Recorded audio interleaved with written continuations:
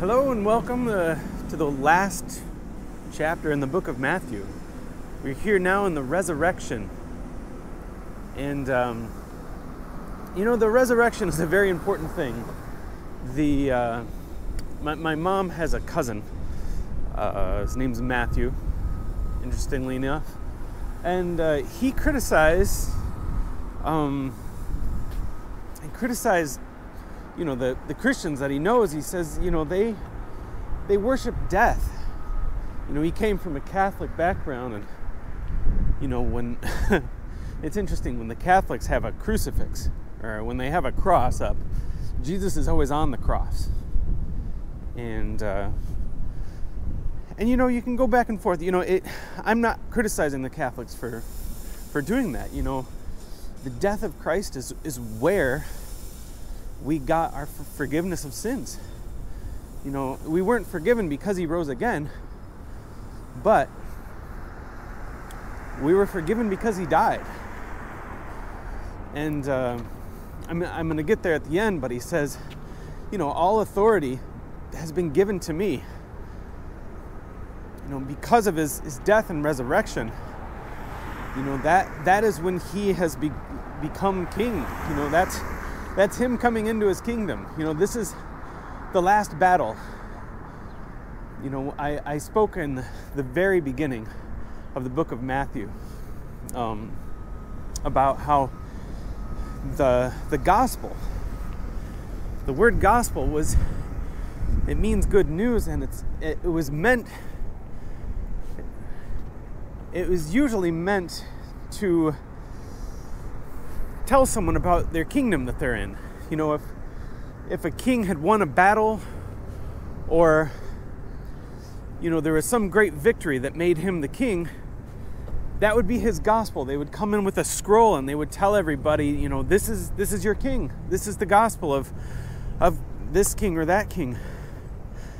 And it usually came together in one great victory. And the great victory of Jesus was his resurrection. It's pretty good victory as victories go. He conquered death, the one thing that nobody else in the world has ever been able to conquer. So it starts out and it says Mary Magdalene, and it says the other Mary. I don't know, there's too many Marys in this story. But there was Mary Magdalene and the other Mary, and they came and they were bringing, seasoning and oils. It was a hurried burial because, they weren't allowed to work on the Sabbath, and so they didn't really get to prepare Jesus's body for burial properly. So they're bringing the spices, and when they got there, they saw an angel it said his appearance was like lightning, and he was bright white, and when the guards saw him, they were like dead men. They were like, I don't know exactly what that means, but maybe it meant they fainted. Maybe they were, must have been terrifying.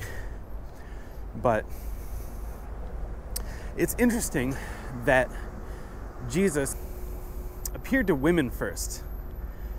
It says later on in this chapter that, the angel said, go and tell others that he's not here, that he's risen.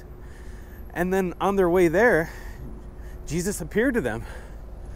And, it was a physical resurrection. We know that, it says that Mary Magdalene hugged his feet and worshiped him. And in another gospel, it says that, Jesus was eating fish with them. It's very clear that this is not a spiritual resurrection. This is a physical resurrection.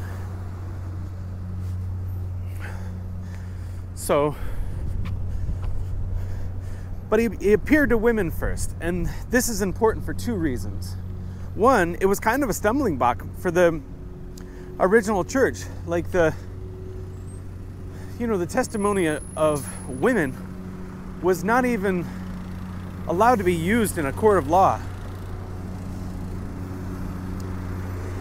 So it wasn't reputable. However,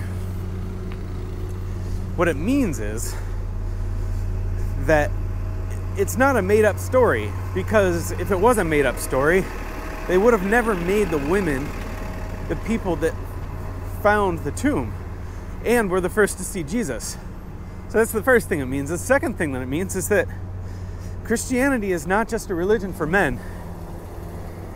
And I know that we don't struggle with that here in the United States, but if you preach to a Muslim culture, they don't really know that. Islam in many ways is a religion for men. They don't care very much if the women are part of it, depending on where you are in the world. I'm not lumping all Muslims into that category, but in a lot of Middle Eastern countries, some people, I read a book not too long ago called The Insanity of Obedience, and there was this guy that converted to Christianity, and he was in the Muslim world, and the person who wrote the book said, how is this going with your wife? And he's like, I didn't tell the gospel to my wife. She's just a woman that can't even read. Anyway, God cares about women, and he came to women first. And that's very important. So he said, have the disciples meet me in Galilee, which is where their ministry was based and where Jesus was from. As they went, the guards went and told the priests, the chief priests and everything, what happened. And they made kind of like a cover-up, and it's a story that doesn't even make much sense, really. They basically were like, all right, well, tell everybody that while you were sleeping, the disciples came. But it's like, if they were sleeping, then how did they see the disciples come?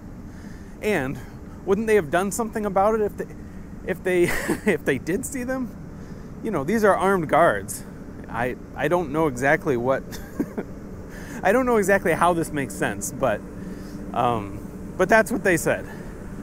So they came up with this crazy cover-up story, and they paid them off. They paid off the guards. But then, at the very end, it says that Jesus came to the 11. And, from other Gospels, we know that there was actually quite a bit of people that saw him.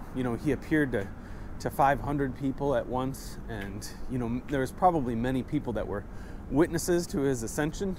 And so at the end, he came to them and he told them what we call the Great Commission.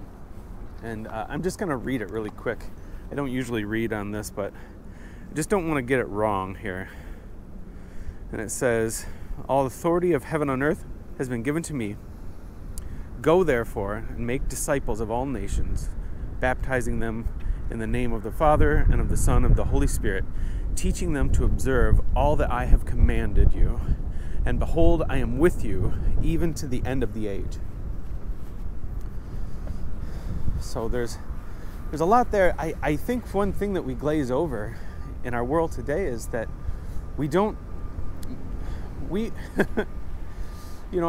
making this YouTube channel, but that's not making disciples. A disciple is something like a what do you call it when you're becoming a journeyman? You're an apprentice. A disciple is like an apprentice. He's saying, get people to follow you. People that you can be close with, and make them your disciples. Teaching them all that Jesus has taught. And teaching them, of course, that Jesus is king. And I love the part where it says, and I'll be with you even to the end of the age. So no matter what time it is, no matter what we're going through, we can pray to Jesus, or we can pray to God, and he's going to be with us. He can still do these miracles for us and through us. So, well, that's the book of Matthew. I hope you've enjoyed it as much as I have. And starting tomorrow, we're going to go to the book of Acts. And I hope you'll come with me then. All right, have a great day. Bye.